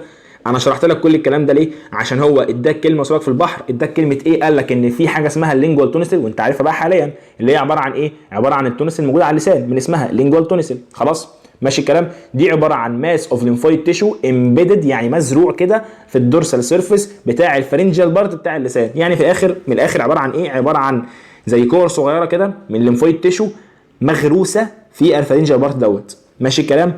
فمشاركه في ايه؟ جزء من الفيلدرز رينج او ويلدرز رينج دي. وانت حاليا احسن مني وفهمها كويس بقى ايه هي الفيلدرز او ويلدرز رينج دي. خلاص، يبقى هي عباره عن ايه؟ عباره عن حلقه اللوز مع بعضهم، اللي هي زي ما قلنا كده، اللي هو فيه لينجوال تونسل، جنبها بالاتاين تونسل، تيوبال تونسل، وفارنجيال تونسل. الحلقه على بعضها اسمها ايه؟ اسمها فيلدرز او ويلدرز رينج. ماشي الكلام؟ طيب، نخش بعد كده بقى على الماسلز اوف التانج، وبالنسبه لي دي اهم حاجه في التانج. اللسان احنا عاملين من الصبح ان هو عضله عضله عضله. ايوه، ايه هي بقى عضلات اللسان؟ هقول لك، بص معايا. مبدئيا في عضلات جوه اللسان، يعني اللسان نفسه عباره عن عضله، وفي عضلات ماسكه في اللسان، او بمعنى صح في عضلات انترنسك واكسترنسك. انترنسك دي يعني ايه؟ يعني دوت تركيب اللسان نفسه، يعني دي عضلات عامله الهيكل بتاع اللسان نفسه، فدي بنسميها انترنسك ماسل. دي لما تنقبض تغير في الشكل بتاعه، في الشيب بتاعه، يعني تخلي اللسان يرفع، يتبطط. فاهم حاجه؟ دي او يطول او يقصر، دي الماسلز اللي جوه اللسان تتحكم في الشيب او الشكل بتاع اللسان، اسمها ايه؟ انترنسك. خلاص، هبدا بيهم لان هم اسهل حاجه. الماسل دي زي ما قلنا بتتحكم في شكل اللسان. هم كام ماسل؟ هم 4 انترنسك. في عندي واحده فوق بالطول، واحده تحت بالطول، superior longitudinal muscle وinferior longitudinal muscle. بعد كده في عندي واحده vertical، وفي عندي واحده بالعرض كده transverse. ادي كده 4. يبقى في عندي superior longitudinal، في عندي inferior longitudinal، في عندي واحده transverse وواحده vertical. خلاص، كل واحده من اسمها وشكلها اعتقد مفهوم او واضح بتعمل ايه. بمعنى الاثنين اللي بالطول دول، السوبيريور والانفيريور لونجيتودينال، دول لما انقبضوا ايه اللي يحصل؟ قرب دي من دي، ايه اللي حصل؟ لسان قصر، صح؟ بيعمل شورتن في التنج، اللسان يقصر. خلاص، بس بنضيف على السوبيريور ان هي بتعمل ايه؟ بتعمل كيرل للطرف بتاع السنان. يعني ايه؟ الايبكس دي تلف على ورا لما تشقلب طرف لسانك ده لورا، او بمعنى اصح لما تشاور بطرف لسانك على السنتين اللي في النص دول وانت قاعد كده دلوقتي، هتعمل حاجه. بص، تعمل ايه؟ شاور بطرف لسانك على السنتين دول بس من بره، هتلاقي نفسك غصب عنك عملت كيرل لاخر حته في لسانك. اهو اللي مسؤوله بقى المصل عن انها تعمل كير للاخر حته في لسانك هي السوبيريور لونجيتيودينال ماسل، وده اكشن خاص ليها. خلاص. انما الاثنين لونجيتيودينال اللي فوق واللي تحت بيعملوا ايه؟ بيشورتن التانج. خلاص. طب الفيرتيكال دي مش هي ماسكه كده؟ لما تنقبض بتعمل ايه؟ قرب دي من دي، فاعمل كده، فايه اللي يحصل؟ هنبطط التانج، يحصل له فلاتننج كده، ماشي؟ التانج يتبطط، خلاص، يتضغط كده على نفسه. طيب اللي بالعرض دي، نمسح كده الكلام اهي، اللي بالعرض دي ماسكه هنا كده، لما تنقبض ايه اللي يحصل؟ اللسان يضيق، يبقى ناروينج فيطول اكتر. فاهم حاجه؟ فنعمل ايه؟ ناروينج والونجيشن للتانج. كل ماسل زي ما قلت لك من اسمها بتشرح الاكشن بتاعها. الفيرتيكال دي ماسكه هنا كده وهنا كده، فلما تنقبض نعمل فلاتننج للتانج. الترانسفيرس ماسكه هنا وهنا، فلما تنقبض نعمل ضيق للتانج، نضيقه، وبالتبعيه لما يضيق هيطول، ماشي؟ بس. والسوبيريور والانفيريور باين من اسمهم ان هم يعملوا ايه؟ هيعملوا شورتن للتانج. طيب زي ما قلت لك ان هم الاربعه بيتحكموا في الشكل بتاع التانج، وشكله في السبيتش والماستيكيشن والسوالوينج. الماستيكيشن هو المدغ، ماشي؟ ماستيكيشن المدغ. طيب نروح بقى على الاربعه ماسلز اللي بالنسبه لي هم الاكسترينسيك وهم الاهم بالنسبه لي في المحاضره. الاربعه ماسلز بتوع التانج الاكسترينسيك ماسلز، زي ما قلت لك دول بقى خارجيه، ماسلز بره التانج، فدول بيشاركوا او يعني مسؤولين عن البوزيشن بتاع التانج، مكان التانج في البق. يعني التانج يرجع ورا، يطلع لقدام، يطلع فوق، ينزل تحت، ده البوزيشن بتاعه. بص يا باشا، اتفقت معاك ان التانج ده اسمه باللاتيني ايه؟ جلوسال. خلاص. فاي ماسل هسميها همسكها فيه هسميها جلوسال. طيب انا في عندي هنا كده موجود حاجه اسمها الستايلويد بروسيس. الستايلويد بروسيس لما هخرج منه ماسل وامسكها في اللسان هسميها ايه؟ هسميها ستايلوجلوسس ماسل. بديهي جدا. طب لما اخرج ماسل من الهايويد بون دي وامسكها في اللسان هسميها ايه؟ هايو جلوسس ماسل. طب لما اخرج ماسل من المانديبل بس من جوه من على الجينيال تيوبركل بتاعها هسميها جينيوجلوسس ماسل. طب لما اجيب لك ماسل من فوق من سقف بقك من البلد هسمي الماسل اللي ماسكه في اللسان ساعتها ايه؟ بالاتو جلوسس ماسل. معايا كده؟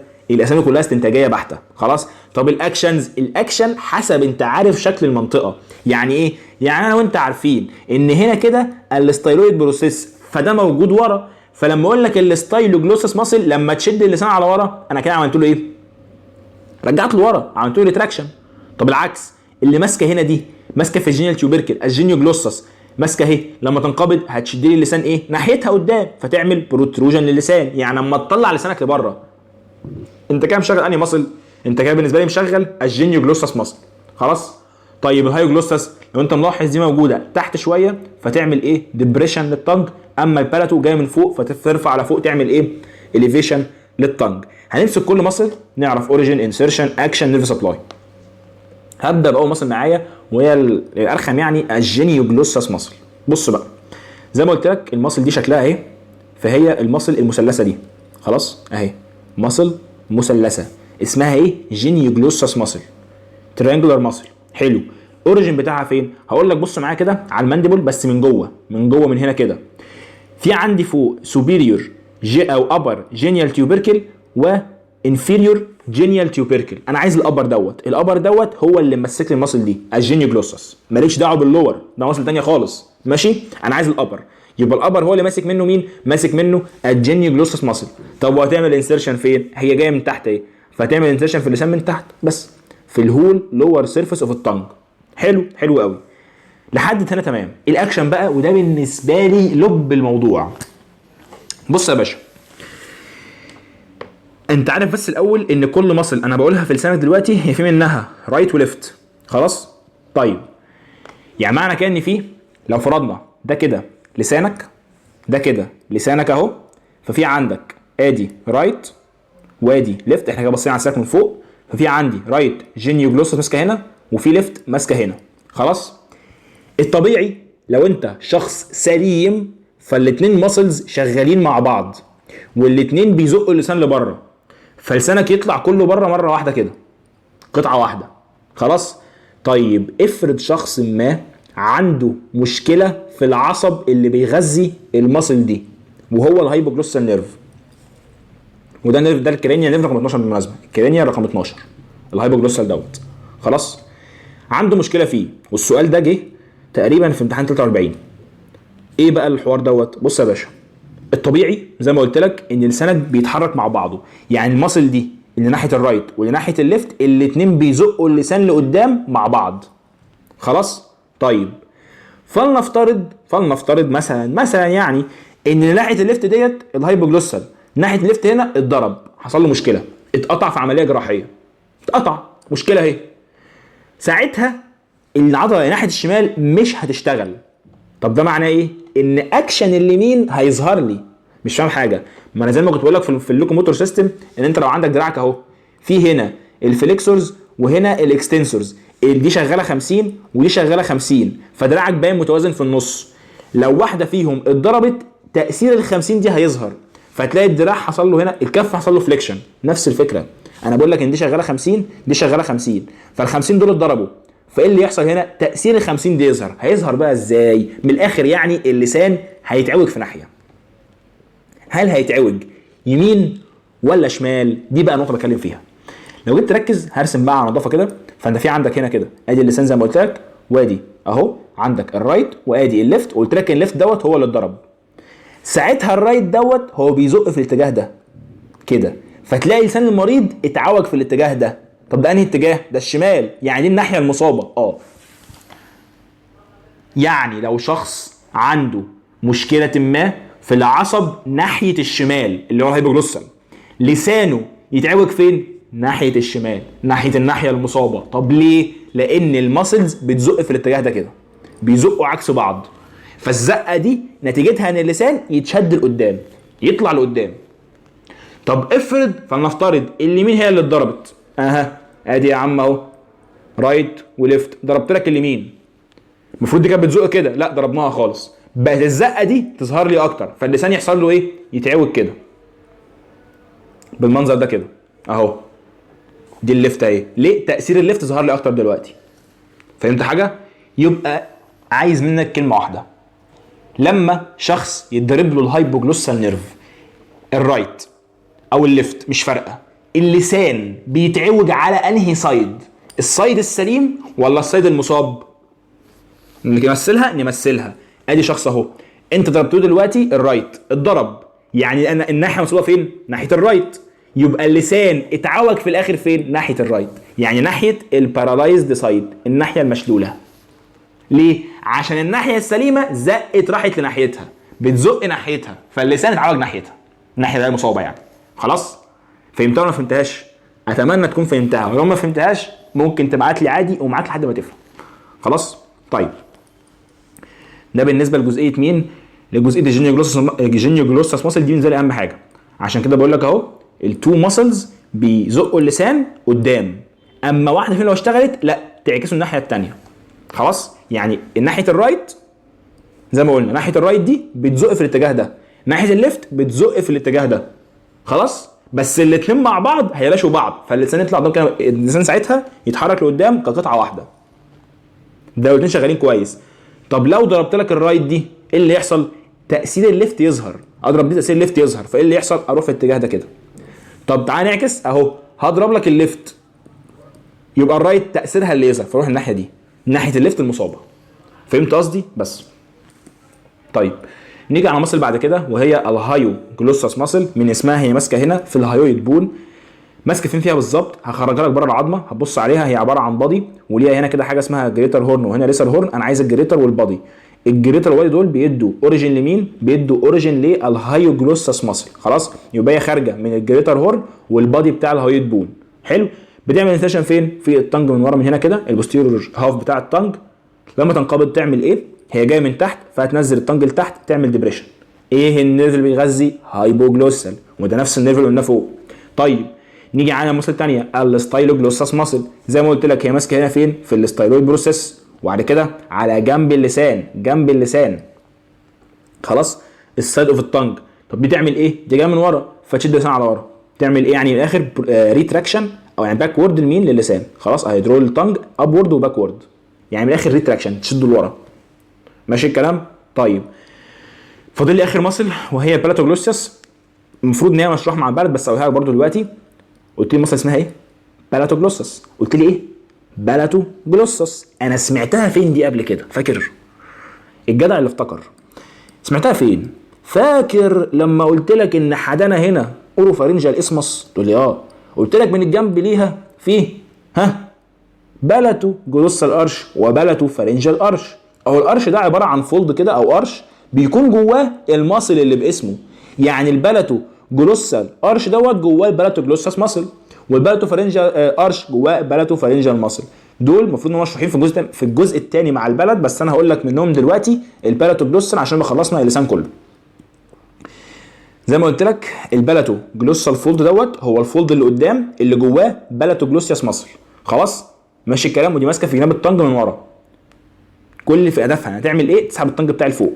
خلاص. فلما نيجي نبص على الماسل بقى شخصيا، ادي الماسل يا باشا اهي، بلاتو جلوسياس ماسل موجوده زي ما قلنا جوه مين؟ جوه البلاتو جلوسال فولد. خلاص. منين لفين؟ ماسكه من البلت ورايحه للطنج. ماسكه فين في البلد؟ هقول لك في المحاضره الجايه ان شاء الله، في حاجه اسمها باراتان ابونيروزس. مش المحاضره الجايه، الجزء الثاني قصدي، في المحاضره دي الجزء الثاني الفيديو الجاي يعني قصدي. ماشي. حاجه اسمها باراتان ابونيروزس. نفس فكره الالنا، كان في عليها من ورا النر ابونيروزس كانت بتمسك فيها الفليكسور ديجيتورم بروفاندس والفليكسور اكسنسور الناريز. الحوار نفس الفكره يعني. خلاص. انها ابونيروزس مديه ماسكه كذا مصل. ماشي. طيب الاكشن بتاعها الاثنين مصل بيشتغلوا ان هم ايه؟ يشدوا لسانك لفوق. يعملوا ايه؟ pull التانج upward and close الاوروفارينجيال اسمس. ماشي الكلام.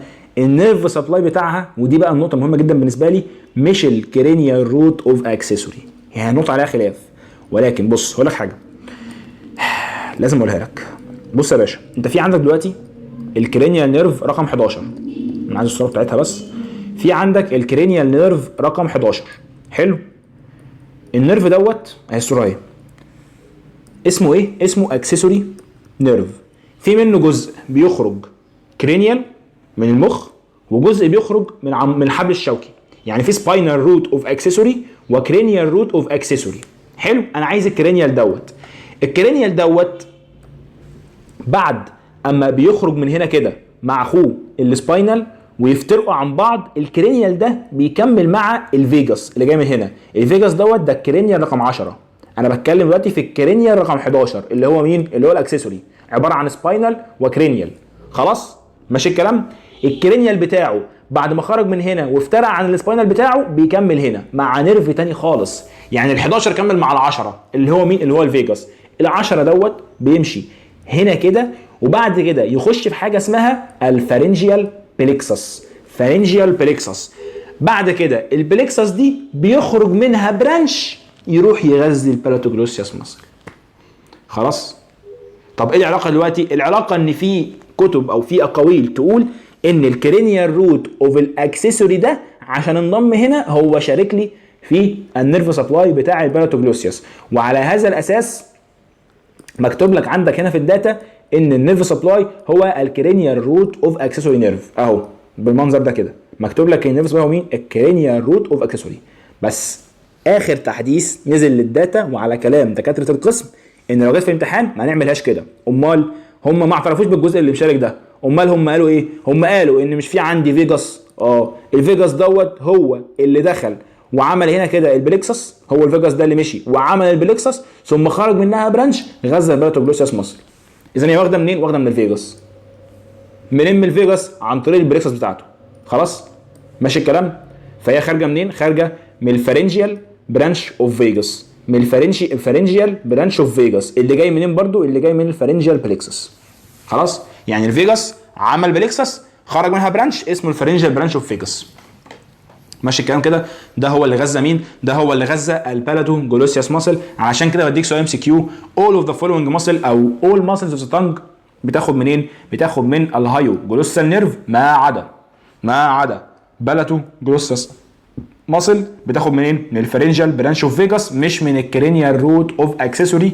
ما اعترفوش بيها عندنا في الكليه. خلاص. طبقا لاخر تحديث، انا بقول لك اخر تحديث نزل لك في الكليه. ماشي الكلام. ماشي الكلام. طيب ده موتور. طب سنسوري بقى، احس بلساني. ايه السنسوري في لساني؟ هقول لك والله لسانك الانتيريور 2/3 بتوعه، الانتيريور 2/3 بتوعه اخدوا منين؟ اخدوا من اللينجوال نيرف، وده برانش من المانديبولار اللي برانش من الترايجيمينال اللي هو الكرينيال نيرف رقم 5. خلاص. ده اللينجوال نيرف. طيب ده احساس، يعني لو اتعورت في لساني انهي عصب يحس بالتعويره؟ انهي عصب يحس ان الاكل سخن؟ خلاص، انهي عصب؟ اللينجوال. امال التذوق بقى، ان انا استطعم الاكل، في عصب معين للكلام ده، مين ده يا باشا؟ الكوردا تمباناي، وده برانش من الكرينيال السابع الفيشيال. خلاص ماشي الكلام كده. يبقى انت بص، كلمه انا عايز بس كلمه جنرال سensation ده الاحساس العام اللي هو ايه؟ بين، تاتش، تمبريتشر، يعني تحس بالالم، تحس باللمسه، تحس بالحراره، ده اسمه ايه؟ جنرال سensation. خلاص. في حاجه بقى اسمها الحواس الخمسه اللي هم اسمهم سبيشال سensation، من ضمنهم اللي هم ايه؟ الرؤيه، اللي هم الشم، التذوق، الكلام ده كله. فالسبيشال سنس اللي هو التذوق ده منين؟ ده من الكوردا تمباناي، اسمه سبيشال سنس انه حاسه كده لوحدها، حاسه. خلاص ماشي الكلام. طيب ده جاي من زي ما قلت لك من الفيشل اللي هو السابع. اما هقول لك في امتحان سؤال، واحد اتعور في لسانه، خلاص، اتعور في لسانه، انهي عصب اللي يحس بالتعويره دي؟ انهي عصب؟ اللينجوال نيرف. طب واحد بيستطعم اكله، انهي عصب يدوق؟ الكوردا تمباناي بتاع الفيشيال. خلاص. يعني بمعنى اصح، لو واحد عنده مشكله في العصب السابع، هل يعرف يتذوق الاكل؟ لا. طب لو واحد عنده مشكله في العصب الخامس اللي هو الترايجيمينال، اللي كان مدي المانديبولار، اللي كان مدي اللينجوال، هل ده يعرف يتذوق الاكل؟ ما يتذوق عادي، ما التذوق بالسابع اللي بيدي الكوردا تمباناي. بس اللي عنده مشكله في التراجمنال دوت ما يعرفش يحس بلسانه، يعني ما يعرفش يقول لك الاكل سخن ولا لا، بس يقول لك ده مملح ولا لا، ده مسكر ولا لا. فاهم حاجه؟ التذوق غير الاحساس. التذوق ده سبيشال سنس، اما الاحساس جنرال سنسيشن. والجنرال دي اول ما تسمعها يجي في بالك 3 كلمات بالظبط اللي هم ايه؟ بين، تاتش، تمبريتشر. بين، تاتش، تمبريتشر، التذوق واللمس وايه؟ الالم ودرجه الحراره. ماشي الكلام؟ بس كده. ده بالنسبه لمين؟ للانتيريور 2 ثيرد. خلاص. طيب البوستيريور 1 ثيرد اللي ورا دوت بياخد من الجلوسو فارنجيال. مين الجلوسو؟ ده الكرينيال رقم 9. سوري معلش، ايه ده؟ ده الكرينيال رقم 9. كده رقم 9. ايوه ماشي الكلام كده، اللي هو مين؟ الجلوسو فارنجيال نيرف. خلاص. بالمناسبه ده الجلوسو فارنجيال دوت هو اللي بيدي احساس في البوستيريور دوت، وبيدي برضه تذوق، يعني جنرال وتيست. ماشي الكلام كده؟ ماشي الكلام. اتمنى تكون فهمتها. اخيرا وليس اخيرا، الروت اوف التانج بياخد من الفيجاس نيرف. الروت اوف التانج بياخد سنسيشن من الفيجاس نيرف. الروت ده اللي هو تحت خالص موجود هنا كده، الحته اللي هي الروت دي. خلاص، دي كده جدر اللسان، بياخد سنسيشن من الفيجاس. ما بقولش موتور، بقول سنسيشن. خلاص. في نقطه حابب اعرفها لك برضو، حته الكوردا تمباناي واللينجوال نيرف. انت عارف ان اللينجوال ده هو برانش من مين؟ من المانديبولار، صح؟ والكوردا تمباناي برانش من الفيشيال اللي هو السابع. الكوردا تمباناي بيجي في لحظه ما وينط يندمج مع اللينجوال ويمشوا سوا لحد اللسان. خلاص، بيمشوا سوا لحد اللسان، فهو اندمج معاه. ماشي الكلام؟ يبقى دلوقتي لما اعمل كده وارزعك سؤال واقول لك شخص اسمه احمد عنده 70 سنه يعاني من الامراض العقليه والنفسيه والبلهلبيه، بس الراجل ده عنده فيشيال نيرف بولسي، ايه من الحاجات الجايه دي ما يعرفش يعملها؟ هل ما يعرفش يهرش في ظهره؟ لا، ما يهرش عليه في ظهره، ايه المشكله؟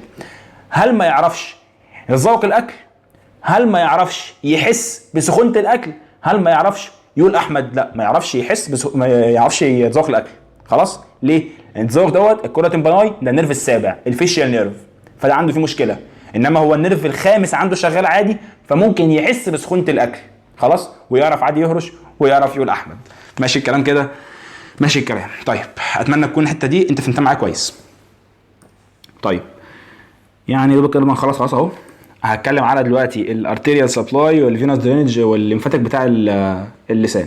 كلام اسهل من السهوله بقى. انت في عندك هنا كده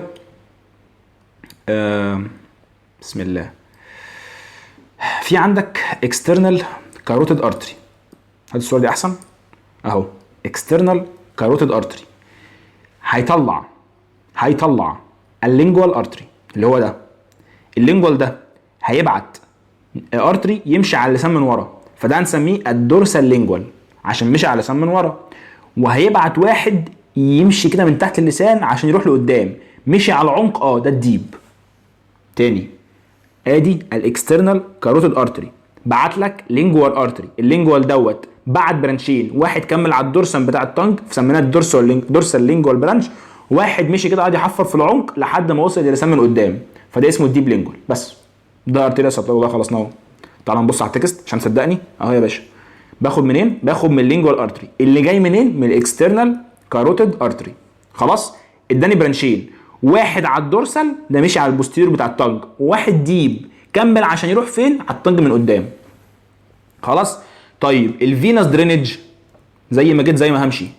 الفينس درينج شايف انت الدورسال دوت اهو هيجمع وينزل مع نفسه، واللي جاي من هناك دوت كده، اللي جاي من هناك دوت كده خلاص ديب لينجوال فين دوت هينضم للسب مانديبولر. خلاص هينضم للسب مانديبولر ويمشوا هما الاثنين سوا ويصبوا في الاخر هنا فين؟ في الانترنال جاكولار فين. يعني انا في الاخر اصبوا في الانترنال جاكولار فين. خلاص، فالدورسال دول بيتحدوا مع بعض ويصبوا فيه. خلاص، بينما ده اللي هو اللي جاي من الديب دوت لا بيتحد مع واحد تاني ويمشوا ويصبوا لي برده هنا. بس في نقطه مهمه جدا جدا بالنسبه لي تبان لك احسن في الصوره دي. لو بس اوريك التكست اهو يا باشا، اهي الدورسال جمع نفسه. خلاص، الدورسال جمع نفسه وراح فين؟ انترنال جاكولار فين. خلاص، بينما الديب لينجوال فين دوت جه وانضم سوري على السب لينجوال فين. قلت لك سب مانديبولر، هو السب لينجوال ماشي، انت اتلخبطت غالبا. السب لينجوال خلاص ماشي كده ماشي. في حته بقى شايف انت المصل دي اللي احنا قاطعينها دي اسمها الهاي جلوسال مصل. خلاص، فقلنا جايه كده صح، جايه كده. بالتالي عايز اقول لك ايه؟ عايز اقول لك ان الدورسم دوت لما اتجمع مع بعضه كفين ومشي كده، هو مشي تحت المصل دي، تحت الهاي جلوسال مصل دي بليها. بينما ركز لي دي كويس جدا جدا. عندك هنا الديب مع السب لينجوال مشيوا سوبرفيشال ليها، بس دي اهم حته بالنسبه لي. خلاص، يبقى الدورسال دوت مشي ديب ليها، اما الديب مع السب لينجوال مشيوا سوبرفيشال للمصل دي. فلما نيجي نبص على التكست بالمناسبه برضو عشان يعني لما قلتها لكش، فانت عندك الديب دوت ديب لينجوال فين مع السب لينجوال لما يتحدوا مع بعض يديني فين جديد اسمه الفينا كوميتانس. خلاص، فنيجي نبص هلاقي الديب لينجوال ده اللي كان في الاخر خالص ماشي اهو، هيبدا على الانفيريور بتاع التانج وهيجوين مين؟ السب لينجوال فين. بعد ما هيجوين هيمشي فين؟ سوبرفيشال للمصل ديت. بس لما يجوين واتحدوا مع بعض اتحادهم ده كون لي ايه؟ اتحادهم ده كون لي الفينا كوميتانس اوف ذا هايبوجلوسال نيرف. خلاص، الاتحاد دوت لو جالك سؤال تم فين؟ عند الانتيريور بوردر بتاع الهايوجلوسال او هايوجلوسس مصل. خلاص ماشي الكلام، عند الانتيريور بوردر بتاعها. ولو عم معايا الرسمه، ادي الرسمه اهي. خلاص، الاتحاد دوت تم فين؟ اهو عند الانتيريور بوردر بتاعها. ماشي الكلام، بس مشي فين؟ اهم حته مشي سوبرفيشال ليها. بينما مين مشي ديب؟ الدورسم لما اتجمع مشي ديب. خلاص، ودي برده صوره اوضح اهي واحسن. المصل هنا مقطوعه، لو كملتها لك لفوق كده اهي المصل. فهم فعلا ماشيين ايه؟ ماشيين ديب ليها. اما دول مشوا ايه؟ مشيوا سوبرفيشال واتجمعوا في اسم ايه؟ في اسم الفينا كوميتانس بتاع الهاي جلوسال نيرف. طيب كده خلصت لك الارتيريال وال سبلاي والفينوس درينج. هنخش على الليمفاتيك درينج. كل ده هنلخصه في ان هو هيدرين في الاخر فين؟ هيدرين في الاخر في السيرفايكال ليمف نودز اللي هي الديب، تحديدا ديب سيرفايكال ليمف نودز. خلاص، بس في حته عايز اضيفها لك. انت في عندك مصل اسمها الدايجاستريك مصل، دي من تحت المانديبل راجع على ورا. في عندك مصل من تحت المانديبل هنا على تحت اسمها اوموهايويد مصل. انا عايز اقول لك ايه؟ عايز اقول لك ان في حاجه في الليمف نودز، في عندي اتنين، واحده اسمها جوجلو دايجاستريك ليمف نودز، وواحده اسمها جوجلو اوموهايويد ليمف نود. النود دي والنود دي دول نودتين هم بنسميهم الشيف نودز بتوع التنج. يعني ايه؟ يعني اي مشكله في التنج او اي سائل في التنج هيتصرف كليمفاتيك درينج لازم يعدي على دول التشيف نودز، دول العقد الرئيسيه. خلاص ماشي الكلام. ماشي الكلام، يعني في اي حته هذكر دي. خلاص كده. طيب نتكلم بقى فعلا على الليمفاتيك درينج بتاع الطنج. فانا عندي هنا يا باشا الانتيريور تو ثيرد دوت، لما اجي اتكلم عنه التب او الايبكس بتاعه الطنج هتروح فين؟ تروح على السبمنتال ليمف نودز، السبمنتال تحت الدقن دي. خلاص. بينما في عندي المارجن لوحدهم وفي عندي اللي في النص. المارجن ديت هتروح على السبمانديبولار، السبمانديبولار. اما اللي في النص بيروح على برضه السبمانديبولار. وما ايه الفرق؟ ان اللي في الجنب دول بيروحوا على السبمانديبولار يونيلاترال. يعني ايه؟ يعني كل واحده ليها السلك لوحدها بيصرف منها الليمف، اما اللي في النص دي لا، سلك مشترك. بمعنى ان لو حصل لا قدر الله مشكله في ديت كده، او يعني دي اتكتمت، يعني بمعنى صح ان جه مرض هنا كده في سائل الليمف او المسار دوت، خلاص ده لوحده، التاني شغال ما يتاثرش. ماشي الكلام. بينما هنا كده لو جه مرض في الليمف في اي حته يعني يمين او شمال، هما الاثنين في نفس السلك، فدي مشكله كبيره. خلاص الدنيا كلها كانت هتسد في وشك. ماشي الكلام. ماشي الكلام. يبقى اذا انا عندي التب فين؟ في السبمنتال. اما هنا السبمنديبولار ويونيلاترال، يعني كل واحده ليها السلك لوحدها اللي بيصرفها. انما اللي في النص هنا لا، هم بايلاترال. ليه؟ عشان هنا اللي ده نفس السلك، فبالتالي بايلاترال. وكده كده سواء اللي هنا او المارجن يعني او السنترال، الاثنين كده كده بيصرفوا فين؟ على العقده الرئيسيه، اللي هم كانوا اثنين، اللي هم ايه؟ اللي هم كانوا جوجلو دايجاستريك وجوجلو اوموهايويد. جوجلو دي نسبه الى ايه؟ الى الجاجلر فين. خلاص. فهي جوجلو دايجاستريك عشان دايجاستريك ماسل، ودي جوجلو اوموهايويد عشان دي اوموهايويد ماسل. خلاص. بس. وبالنسبه اخر حاجه للبوستيريور 1 ثيرد، فده يا باشا هيودي على السيرفايكال ليمف نودز. انت في عندك الديب سيرفايكال ليمف نودز، في منها سوبيريور وانفيريور. انا عايز السوبيريور. خلاص. هي دي اللي انا بصرف عليها في اخر كل الدنيا، السوبيريور ديب سيرفايكال ليمف نودز. يعني كل دول في الاخر هيودوا على فين؟ على الديب سيرفايكال ليمف نود. ماشي. بس مسارهم ايه؟ ان هو التب دي اول حاجه للسبمنتال، والسبمنتال على السوبيريور ديب سيرفايكال ليمف نود. طب المارجن ده على السبمانديبولار ليمف نود، وتقوم السبمانديبولار رايحه فين؟ رايحه للسوبيريور ديب سيرفايكال. طب اللي في النص دوت نفس الكلام. طب اللي ورا هنا هيروح على الديب على طول. وكده كده كله لازم يعدي على مين؟ على العقده الرئيسيه اللي هي الجوجلو اوموهايويد والجوجلو دايجاستريك. لحد هنا ده اللسان خلص. كده الطنج خلص. هوقف الفيديو لحد هنا. جمع الجزئيه دي مع نفسك، ذاكرها الاول علشان البلد تعرف تخش فيه وانت مرتاح ومذاكر اللي قبله، عشان انا لو دخلت لك في بلد دلوقتي هتوهك معايا. خلاص. فاقعد دلوقتي جمع اللي انا قلته، وبعد كده كمل باقي المحاضره وخش على البلد. وبس كده. القاكم في الجزء الثاني. شكرا جدا. السلام عليكم ورحمه الله تعالى وبركاته.